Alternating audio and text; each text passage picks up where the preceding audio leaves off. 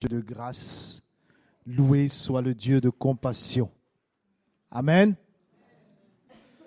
C'est très important de le relever, de le réaliser dans nos cœurs. Tant de grâce, tant d'amour, tant de compassion. Amen. Il faut vraiment qu'on prenne le temps de réaliser ces choses et merci aux uns aux autres. Merci à l'Église de Jésus-Christ. Merci au Seigneur pour tant d'amour. Voilà, je vous salue toutes et tous dans le nom de notre Seigneur Jésus-Christ. Nous sommes revenus de vacances en bon état par la grâce de Dieu, renouvelés dans la foi et la force pour le ministère, pour une nouvelle saison où Dieu conduira son Église tous ensemble. Amen.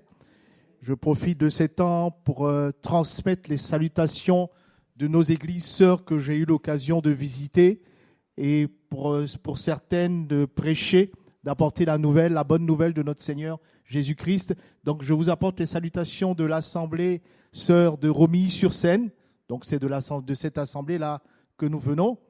Et transmettre également les salutations de l'assemblée de Nancy, où nous étions également en visite. Et ils vous saluent très fraternellement et chaleureusement. Nous avons le même combat, le même défi, la même grâce en Jésus-Christ. Amen. Et puis merci pour vos prières, merci pour les uns les autres. Merci pour votre foi en Jésus-Christ. Je vous dis merci pour votre foi en Jésus. Amen. C'est une foi commune et on veut aller jusqu'au bout. Comme j'aime à le dire aux aînés et aux anciens dans la foi, le désir de mon cœur, c'est que nous y arrivons tous. Amen. On va y arriver tous, peu importe où nous sommes aujourd'hui, on va y arriver tous par la grâce de notre Seigneur. Et pour ça, on ne veut ménager aucun effort. Ce n'est pas une question de jugement ni de condamnation, c'est une question de foi. Amen. Merci Seigneur pour ta parole également. On va incliner nos têtes et prier. Seigneur, nous t'apportons ces temps et nous voulons que nos cœurs, pas juste notre intelligence, nos cœurs s'ouvrent à tes paroles qui sont esprit et vie. Tes paroles qui nous donnent la force d'avancer encore avec toi. Tes paroles qui sont capables de guérir, de sauver, de restaurer et de nous donner de vivre la vie éternelle avec toi. Merci d'ouvrir un cœur. Merci d'enlever toute chair en moi et de prendre toute la place dans le nom de Jésus. Voilà, nous allons prendre nos Bibles dans Luc chapitre 13 au verset 22 à 30. Et bien entendu de comprendre que Dieu nous aime. Son amour n'est pas vain. Son amour est concret. Son amour veut toucher toutes les vies. Amen. Son amour pour nous n'est pas que pour ce qui est terrestre. Son amour pour nous veut nous conduire jusque dans l'éternité. Amen. C'est clair pour tout le monde? Luc chapitre 13, versets 22 à 30. Jésus traversait les villes et les villages enseignant et faisant route vers Jérusalem. Quelqu'un lui dit, « Seigneur, n'y a-t-il que peu de gens qui soient sauvés ?» Il leur répondit, « Efforcez-vous d'entrer par la porte étroite, car je vous le dis, beaucoup chercheront à entrer et ne le pourront pas. Quand le maître de la maison se sera levé et aura fermé la porte, et que vous, étant dehors, vous commencerez à frapper à la porte en disant « Seigneur, Seigneur, ouvre-nous ». Il vous répondra « Je ne sais d'où vous êtes ». Alors, vous vous mettrez à dire « Nous avons mangé et bu devant toi et tu as enseigné dans nos rues ». Et il répondra « Je vous le dis, je ne sais d'où vous êtes. Retirez-vous de moi, vous tous ouvriers d'iniquité ». C'est là qu'il y aura des pleurs et des grincements de dents, quand vous verrez Abraham, Isaac et Jacob et tous les prophètes dans le royaume de Dieu et que vous serez jetés dehors. Il en viendra de l'Orient et de l'Occident, du Nord et du Midi, et ils se mettront à table dans le royaume de Dieu. Verset 30, dernier verset. Et voici, il y en a des derniers qui seront les premiers et des premiers qui seront les derniers. C'est un texte où le Seigneur prend le temps de nous expliquer les choses et de nous encourager et de nous faire comprendre que nous n'avons pas tout le temps. Son désir, c'est que le plus grand nombre soit sauvé. Amen. J'aimerais nous poser une question simple mais profonde. Qu'est-ce qui est le plus important dans la vie de foi, dans notre marche avec Dieu? Est-ce que c'est croire en Dieu ou c'est obéir à Dieu? Certains d'entre nous diront, c'est croire qui est le plus important. D'autres diront, c'est obéir. Mais en réalité, la Bible nous montre que les deux sont inséparables. Croire, c'est la racine. Obéir, c'est le fruit. Et aujourd'hui, nous allons voir que Dieu attend de nous une foi vivante qui conduit à l'obéissance. C'est de ça qu'il parle. Il ne s'agit pas de croire et de dire, tu es avec nous, je suis avec toi. Mais est-ce que j'obéis? Est-ce que je veux faire partie des siens? Amen. Bien-aimé, croire, c'est la base de toute chose. Croire, c'est la base de la relation que nous avons avec Dieu. Il est dit dans Hébreux 11, 6, sans la foi, il est impossible de lui être agréable. Croire, ce n'est pas simplement admettre que Dieu existe, mais croire, c'est se reposer sur lui, même comme tout semble perdu. Croire, c'est dire que j'ai une relation avec lui. Ma vie dépend de lui. Mes ressources sont en lui, même quand les choses ne vont pas ou que je ne vois pas les choses comme je veux les voir. C'est ça, croire. Il ne s'agit pas de venir ici tous les dimanches ou en semaine, ou même dans des réunions de maison, mais il s'agit de dire, je crois en un Dieu avec qui j'ai une relation. Peu importe la relation, mais je veux estimer que j'ai une relation vivante en Jésus-Christ. Amen. Une relation qui n'est pas religieuse, mais une relation qui est réelle. C'est ça, croire. C'est aller beaucoup plus loin. C'est aller beaucoup plus loin. Je crois. Le Seigneur Jésus lui-même dit que même les démons croient. Mais quel type de foi avons-nous? Abraham, par exemple, Dieu lui promet un fils à 100 ans, presque 100 ans. Alors, humainement, c'est quelque chose d'impossible. Mais Abraham a cru et Dieu lui compte cela comme justice. Amen. C'est bien de parler de ceux qui sont dans la Bible, mais nous aussi, on peut se poser la question. C'est pas le fait d'appartenir à une assemblée, hein. C'est le fait de, mais au fond, est-ce que je crois en Dieu? Est-ce que je lui fais confiance? Est-ce que je crois que c'est celui qui est mon berger? Est-ce que je crois que c'est celui qui peut conduire ma vie? C'est de cela qu'il s'agit. Est-ce que je crois? C'est la raison pour laquelle il disait, beaucoup vont dire, mais tu as enseigné, on était là. Mais la question qu'on va nous poser, est-ce que tu crois? Voilà. Je présume que si l'un ou l'autre est là aujourd'hui, c'est qu'il croit. Amen ou pas? C'est qu'il croit un minimum.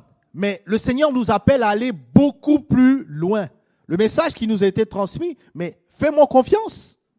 Fais-moi confiance. Ne te contente pas de venir par motif de conscience, mais fais-moi confiance.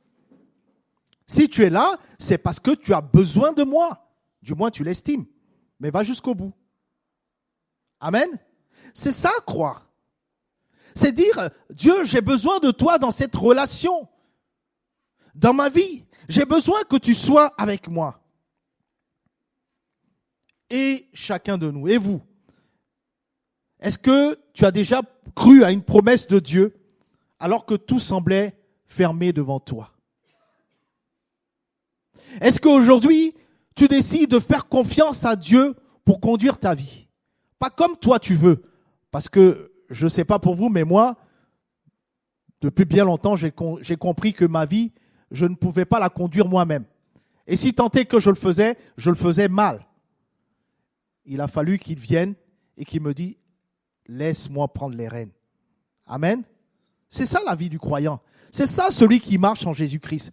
Je te fais confiance, je crois en tes promesses. Ou alors, prenons un exemple. Prenons la politique, je ne fais pas de politique.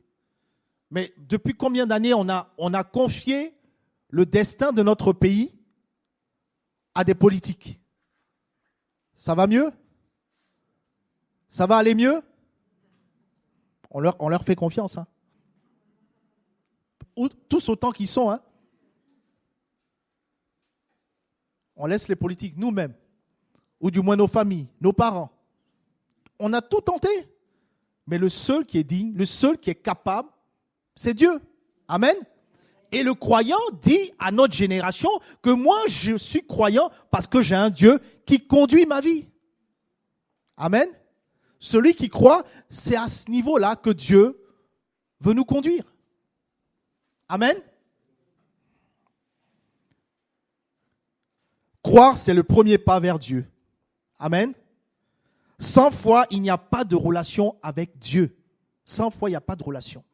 Même si ton papa était pasteur ou ta maman était responsable dans l'église, sans foi, il n'y a pas de relation avec Dieu. Impossible. Mais attention, bien aimer, croire, c'est pas seulement une idée dans notre tête. Je peux croire que Dieu est là. C'est pour ça que je m'efforce de venir tous les dimanches. Je m'efforce d'être là par motif de conscience, comme je le disais. Mais la vraie foi se manifeste dans nos actes, dans notre façon d'agir. Autrement, elle est stérile. Alors, allons plus loin. Amen. Allons plus loin. C'est vrai, je crois. C'est vrai, je lui fais confiance. C'est vrai, je suis engagé avec lui. C'est vrai, je lui ai donné les rênes de ma vie. Mais est-ce que tout cela suffit? Amen. Abraham, Dieu est venu le chercher dans sa patrie, dans la maison de son père, dans son repère, dans tout ce qu'il avait, et lui dit, sors. Abraham n'était pas croyant avant, mais Dieu lui fait une proposition et lui dit, sors et va dans le pays que je te montrerai. Il ne le connaît pas, mais il a fait confiance. Amen. Il a fait confiance. Il pouvait se dire, oui Seigneur, j'ai compris. Je vais réfléchir, comme on dit souvent. Laisse-moi le temps de réfléchir. Laisse-moi le temps de faire les choses. La Bible dit que Abraham crut et Abraham sortit. Amen. Vous imaginez? Parfois, essayons de nous dire, mais si Dieu nous demande ça, Dieu nous demande ça, et que je suis convaincu que c'est Dieu qui nous demande ça, est-ce que je sortirai? C'est le deuxième aspect de la marche avec Dieu, qui est celui d'obéir. La preuve de notre foi. Jacques 2, 17 nous dit, la foi, si elle n'a pas les œuvres, elle est morte en elle-même.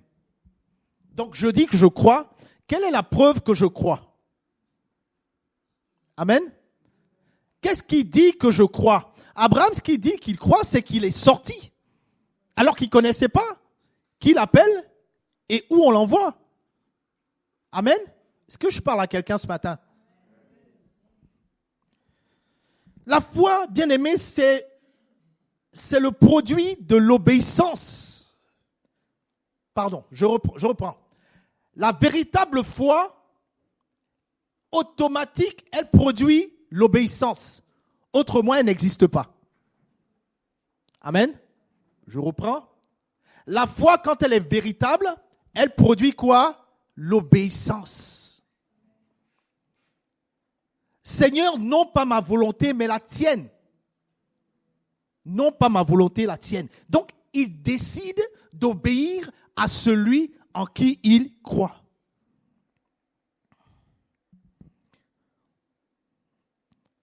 Abraham et Isaac, Dieu lui demande de sacrifier son fils unique. Je ne suis pas en train de dire que Dieu a demandé à quiconque de sacrifier un enfant. Mais la vie de foi, c'est la marche chrétienne. Ce sont des sacrifices. Amen ou pas? Ce sont des sacrifices. On ne veut pas être hypocrite. C'est des sacrifices qu'on fait. Mais est-ce qu'on est prêt à vivre ces sacrifices parce qu'on croit en Dieu et parce qu'on a confiance en Dieu? C'est la question que chacune et chacun doit se poser. Dieu demande à Abraham de sacrifier son fils unique. Situation difficile, douloureuse, incompréhensible. Dieu lui demande de sacrifier son fils. Je veux demander à quelqu'un, qu'est-ce que Dieu t'a demandé de sacrifier? lorsque tu crois, qu'est-ce qu'il te demande de sacrifier? Chacun pourra répondre intérieurement dans son cœur. Mais Abraham, Dieu lui demande de sacrifier son fils unique, quelque chose qui lui coûte. Je veux dire à quelqu'un, souvent, on marche avec Dieu, mais on pense que c'est un jeu. Ce sont des sacrifices. C'est pour ça que arrêtons de croire que quand on vient à l'église le dimanche, c'est qu'un dimanche. Mais qu'est-ce que je sacrifie? Qu'est-ce que je sacrifie? Dans ma marche, le lundi au samedi, qu'est-ce que je sacrifie? Mais la question a été posée à Abraham. La question a été posée à Abraham. Abraham a répondu, il a obéi. Voilà une foi vivante. Que chacun se pose la question, qu'est-ce que je suis prêt à sacrifier dans ma marche avec Dieu? Ça te permettra de comprendre que ta foi, son fruit, c'est l'obéissance. Et surtout, quand l'obéissance suscite en toi un sacrifice. Est-ce que je parle à quelqu'un? Obéir à Dieu n'est pas un poids. Jésus dit, si vous m'aimez, gardez mes commandements. Obéir, c'est une réponse d'amour à la vérité. Alors nous avons vu la foi qui croit et l'obéissance qui prouve cette foi en agissant comme tel. Mais concrètement, que veut Dieu de nous au quotidien? Que Dieu veut de nous? Que recherche-t-il vraiment pour ceux qui ont décidé de marcher avec lui? Qu'est-ce que Dieu veut? Parce que vous avez vu cet avertissement qu'on a vu tout à l'heure. Il dit, beaucoup vont dire, Seigneur, Seigneur, je vais vous dire, je ne vous connais pas.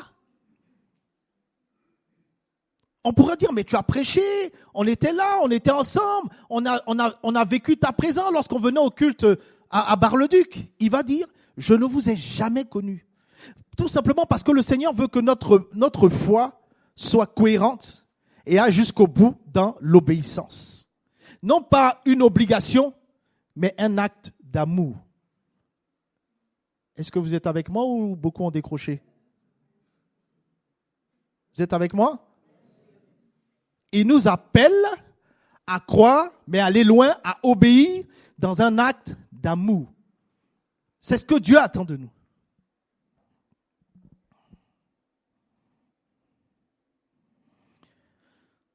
Ce que Dieu attend de nous. On peut prendre nos livres dans Michée, chapitre 6, verset 8. Je parle du prophète Michée. Hein. On a notre frère Michée. Michée, chapitre 6, verset 8. Beaucoup à l'église, beaucoup de responsables, beaucoup de personnes et même des pasteurs se posent la question, et légitime, de se poser, mais au fond, c'est bien, Yvan, tu as parlé de la foi, tu as parlé de l'obéissance, mais qu'est-ce que Dieu veut concrètement de nous? Afin que chacun puisse se mesurer pour voir où il en est. Amen. Où il en est. Où est-ce que j'en suis dans ma marche avec Dieu? Et il le dit à toute une génération, à toute une humanité. On t'a fait connaître au homme. Le homme, on devrait le mettre en H majuscule parce qu'il s'agit de toute l'humanité, hommes et femmes. On t'a fait connaître au homme ce qui est bien. Donc personne ne peut dire qu'il ne connaît pas ce qui est bien. Virgule, l'explication est donnée. Et ce que l'Éternel demande de toi, en d'autres termes, ce qu'il attend de toi, c'est que tu pratiques la justice, que tu aimes la miséricorde, et que tu marches humblement avec ton Dieu. C'est ce que Dieu c'est ce que Dieu demande de chacun de nous. Mais pour vivre ces choses, il faut croire mieux, il faut obéir. Croire en Jésus comme sauveur et vivre comme tel. Aimer et garder ses commandements, c'est ce qu'il attend de nous. Nous ne devons pas rester insensibles à ce que Jésus nous enseigne chaque jour. On pourra faire venir ici les meilleurs prédicateurs. Mais ça change quoi si je ne vis pas dans mon cœur ce qui est dit dans la parole de Dieu? Amen. Vous savez, nous on cherche on cherche à savoir ce que Dieu veut, qu'on transmette à l'Assemblée et à nous-mêmes, mais l'objectif, c'est qu'on puisse les vivre et porter du fruit. Amen. Si je passe plus d'une année dans une église et que j'ai entendu des enseignements et cause toujours ça m'intéresse, c'est compliqué, hein?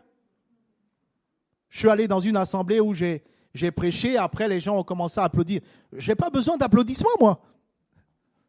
Pour moi, j'ai vraiment pas besoin d'applaudissements. Le désir, c'est moi, pour ce que j'ai prêché, je veux le vivre déjà. Et puis le désir de mon cœur, c'est que chacun le vive, parce que ces paroles ne viennent pas de moi, elles viennent du Seigneur. Amen. C'est ce que Dieu nous demande. Quand il nous demande de pratiquer la justice, en d'autres termes, pratiquer ma vie, mes commandements, mes préceptes, tout ce que je vous enseigne. Aimez-vous, pardonnez-vous, exhortez-vous, encouragez-vous, soutenez-vous. C'est ce que Dieu veut qu'on vive dans nos cœurs. Amen. Si je ne vis pas ces choses, il n'y a pas d'intérêt. Et c'est la première chose que Dieu demande. Quelqu'un pourra me dire, mais je ne sais pas la question que le Seigneur va me poser une fois que je serai devant lui. Mais il va te poser ces questions-là. Vaut mieux que tu te les poses maintenant que quand tu le verras, parce que là-bas, il n'y aura pas de, de temps de réflexion. Ah non, ce sera instantané. C'est pour ça qu'il faut le faire maintenant. Amen. Je le dis pour le petit ou ma petite qui est là-bas, la dernière, jusqu'au plus ancien au milieu de nous, jusqu'à la plus jeune. Parce que, voilà, on va partir à un moment où on ne sait pas, qu'on n'ait pas le temps. Mais il va nous poser la question, mais je t'ai donné du souffle, je t'ai donné de la vie, je t'ai donné de la santé, je t'ai donné de quoi te vêtir, de quoi manger, je t'ai donné toutes ces choses. Qu'est-ce que tu en as fait? Amen. Ce qu'il demande de nous, c'est que nous pratiquons la justice. Il ne nous demande pas d'être garde des sceaux, il ne nous demande pas d'être un juge, il ne nous demande pas toutes ces choses. Pratiquer la justice, pratiquer sa parole, la vivre, c'est ce que ça veut dire. Donc, chaque fois que je lis la parole de Dieu, est-ce que je me remets en cause ou est-ce que je dis c'est pour Manuel? C'est pas pour moi. C'est la question, hein? Ou c'est pour Hubert, c'est pas pour moi. Il faut se remettre en cause, c'est ce que Dieu attend de nous. Amen. Et ça, ce n'est pas une obligation, on le fait parce qu'on aime Dieu. Parce que nous sommes dans une relation d'amour. Il ne nous oblige pas. Hein? Il ne nous oblige pas. Merci Esther. Hein? Sa présentation nous a permis de comprendre un peu plus. En tout cas pour moi. Il a fait, hein? Ça a été un gros sacrifice pour lui. Et même, je vais aller plus loin. Hein? C'est-à-dire que, vous imaginez, il vivait depuis l'éternité. Même vivre, le terme vivre, ce n'est pas à propos, mais c'est pour l'intelligence humaine. Hein? Depuis l'éternité avec son père. Et la séparation a été faite à ce moment précis-là. Vous imaginez un peu? À cause de moi. À cause de toi, à cause de chacun de nous. Mais il a fait parce qu'il nous a aimés. Donc, si moi, je réalise cet amour, la Bible dit que nous l'aimons parce qu'il nous a aimés le premier. Si je réalise cet amour et que je l'aime en retour, ce n'est pas dans ma bouche. Je parle à quelqu'un? Ce n'est pas dans ma bouche, c'est dans les commandements que je garde. Dans mon cœur, merci Serge, dans mon cœur, pas de façon hypocrite. Je le garde même dans ma chambre où personne ne me voit, même dans ma maison où personne ne me voit.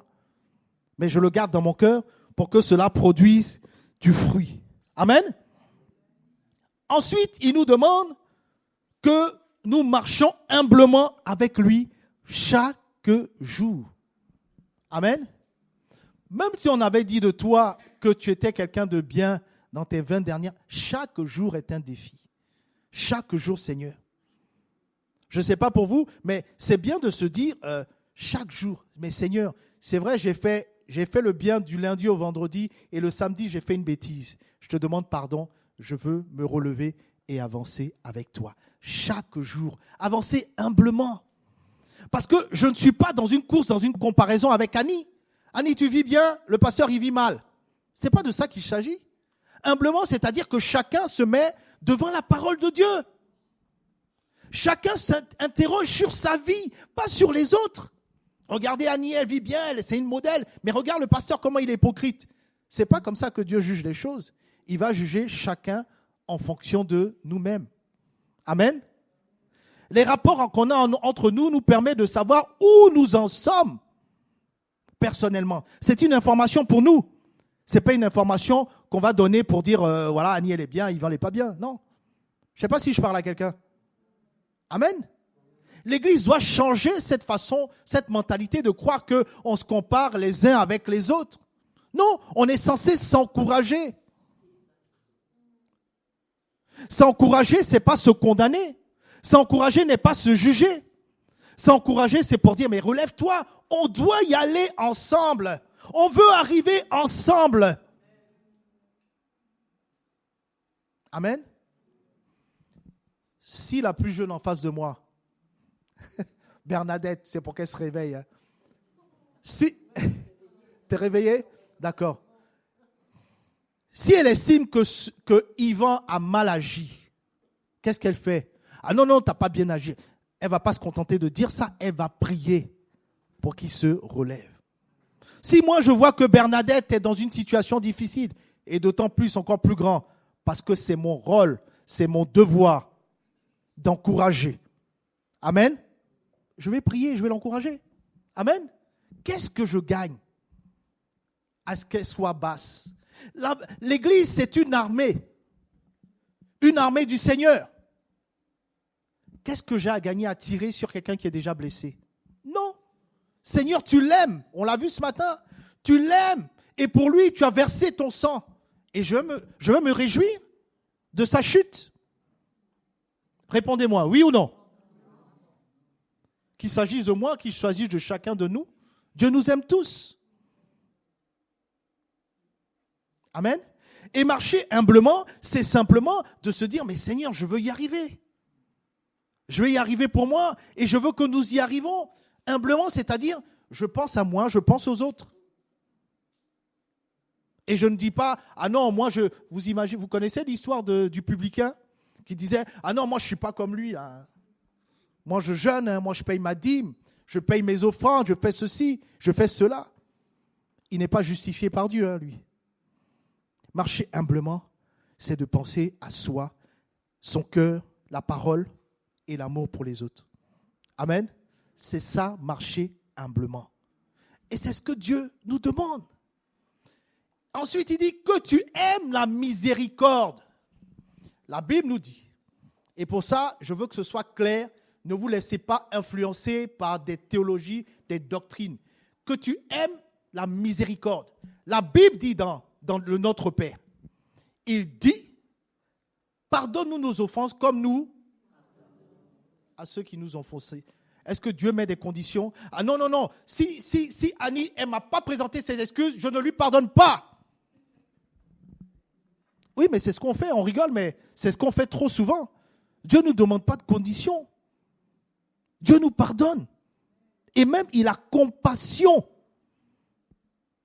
C'est la raison pour laquelle il nous dit, autant que cela dépend de vous, soyez en paix les uns avec les autres.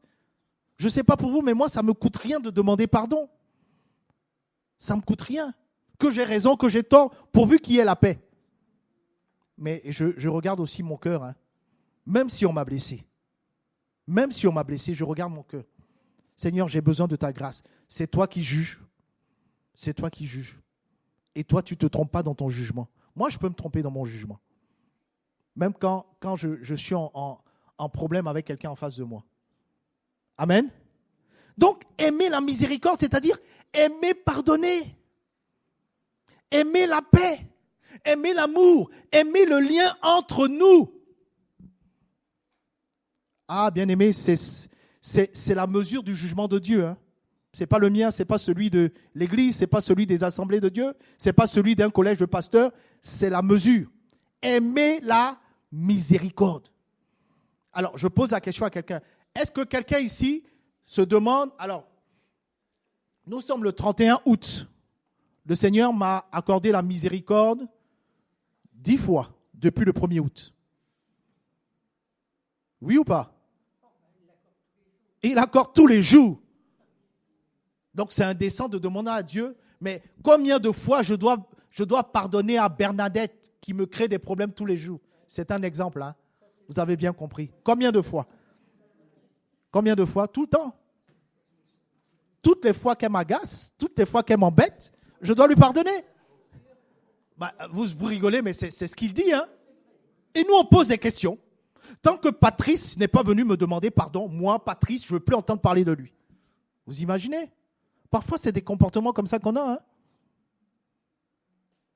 Il nous demande que tu aimes la miséricorde. Bien-aimés,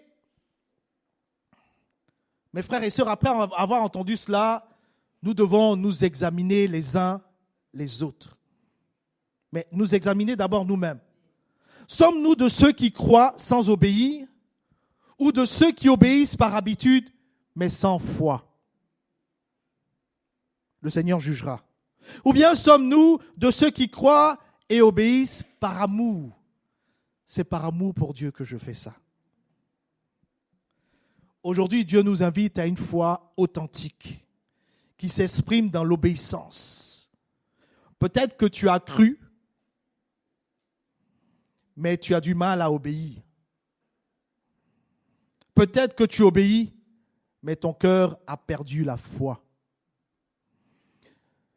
Dieu nous appelle à l'unité des deux. Dieu veut interpeller chacun de nous. Et je peux vous dire que lorsque le Seigneur me met à cœur de partager sa parole, je vous assure que je me dis, oula, je ne veux pas parler de quelque chose que je ne maîtrise pas moi-même, que je ne vis pas moi-même. Donc pour vous dire que ça me remet en cause moi-même d'abord. Amen. Moi je suis juste un instrument, hein. Autrement je suis comme vous. Amen. Je ne veux pas lui dire Seigneur, Seigneur, et qu'il me fermera la porte. Je veux vivre les choses par amour. Je veux m'examiner moi-même. Je veux vivre ce qu'il attend de moi, ce qu'il attend de chacun de nous. Je veux apprendre à marcher chaque jour dans son amour, dans sa fidélité, dans sa confiance. Une fois qu'on a dit qu'on lui fait confiance et qu'on lui confie chaque aspect de nos vies, apprenons à lui obéir et à vivre comme il nous demande de vivre. C'est parce que l'Église ne vit plus ces choses qu'on a toutes ces catastrophes dans le monde. Oui, je vais mettre une chape de culpabilité. L'Église ne fait pas ce qu'il faut faire. C'est pour ça qu'il y a tant de mal dans le monde. Tant en termes de prière qu'en termes de comportement. L'Église ne fait pas les choses. Déjà, dans le monde, c'est tellement compliqué. Et si l'Église ne fait pas ce qu'il faut faire, mais ça va avoir un effet boule de neige. J'étais dans un lac et puis je me baignais et puis il y avait 2 garçons, 6-8 ans. Ils s'envoyaient des mots d'injures, mais je trouvais que c'était trop jeune. Je trouvais que c'était trop jeune pour que, à cet âge, ils puissent s'échapper comme ça. Et du coup, vous savez à quoi j'ai pensé? J'ai pensé à la guerre en Ukraine, j'ai pensé à la guerre à Israël, Gaza et compagnie. Mais je me suis dit, mais c'est là que ça commence. Amen. C'est là que ça commence. Mais si l'Église, qui a été au bénéfice de l'amour de Dieu, ne vit pas et ne pratique pas ces choses, ne demandons pas aux pays en guerre ne leur donnons pas de leçons, parce que nous sommes hypocrites. C'est pour ça qu'il y a des gens qui ne veulent plus entendre parler de l'Église. Vous comprenez ce que je veux dire ou pas? Je vous le dis et je veux nous encourager. Chacun doit prendre au sérieux sa marche avec Dieu. Amen. Chacun doit obéir à ce que Dieu nous demande de faire. Et l'espoir, l'amour, la lumière à laquelle Dieu nous appelle va rayonner autour de nous. Amen. On va baisser nos têtes et puis on va prier sous accompagnement musical si vous voulez bien. Et on va prier à Dieu. Le Seigneur nous dit toujours, heureux êtes-vous d'avoir entendu ces choses pourvu que vous les pratiquiez.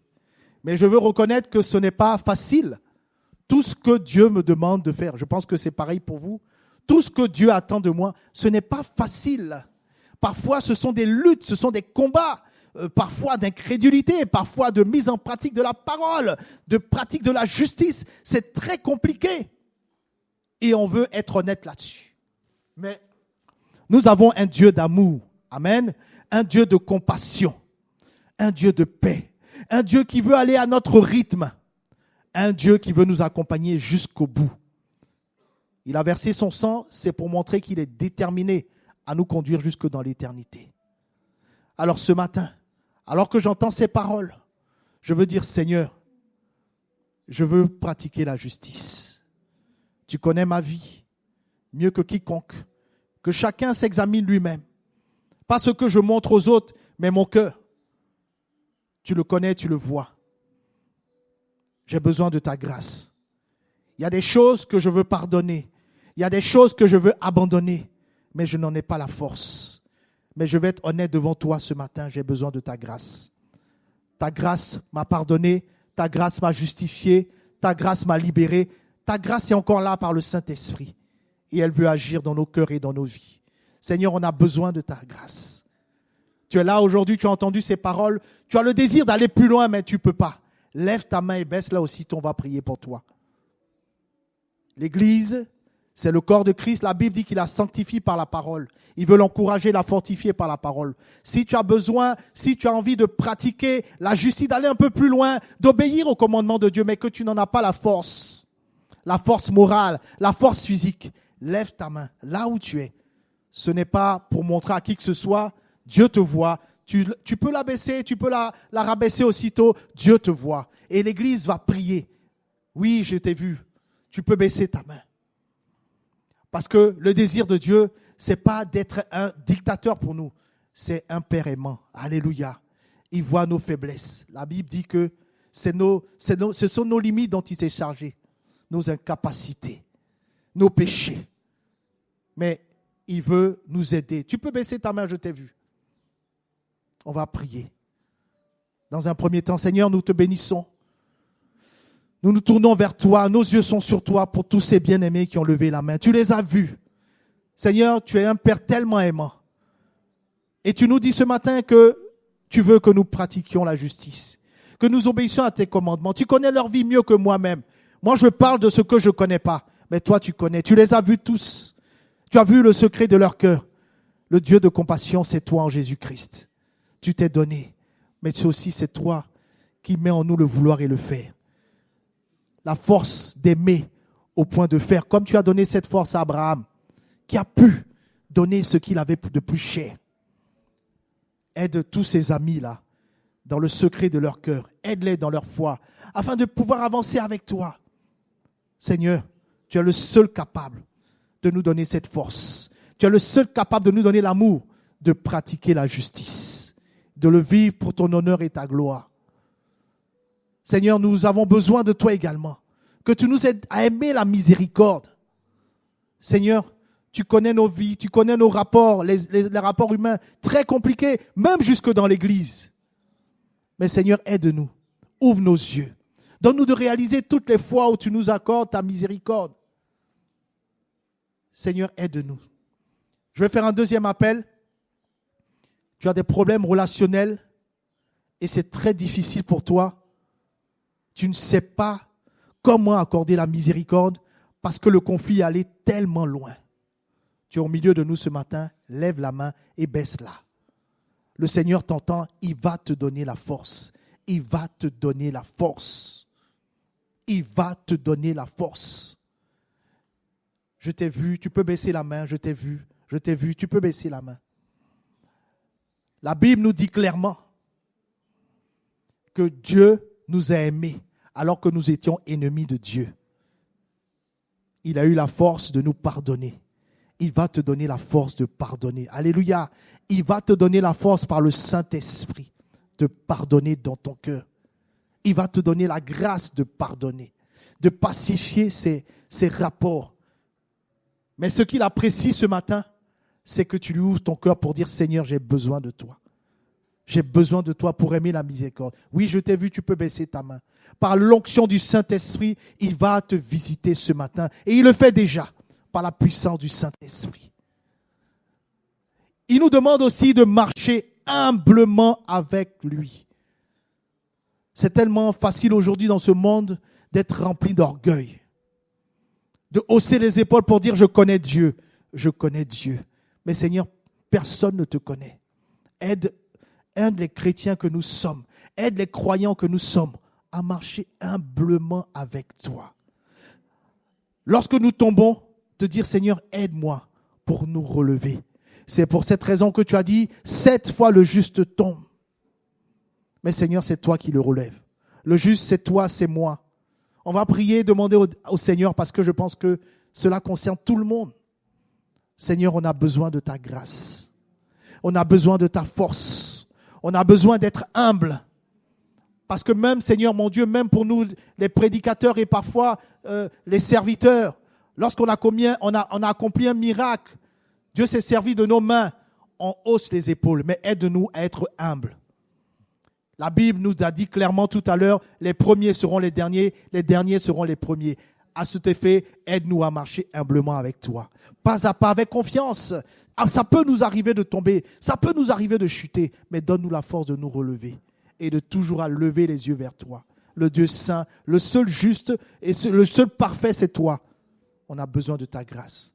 Saint-Esprit, merci, parce que ce matin encore, à travers ta parole, tu sanctifies ton épouse qui est l'Église. Par ton onction, tu visites tous nos cœurs afin de nous donner la force de marcher humblement avec toi, de nous laisser interpeller par ta parole tous les jours, des encouragements, la force, la miséricorde que tu nous accordes pour marcher jusqu'au bout.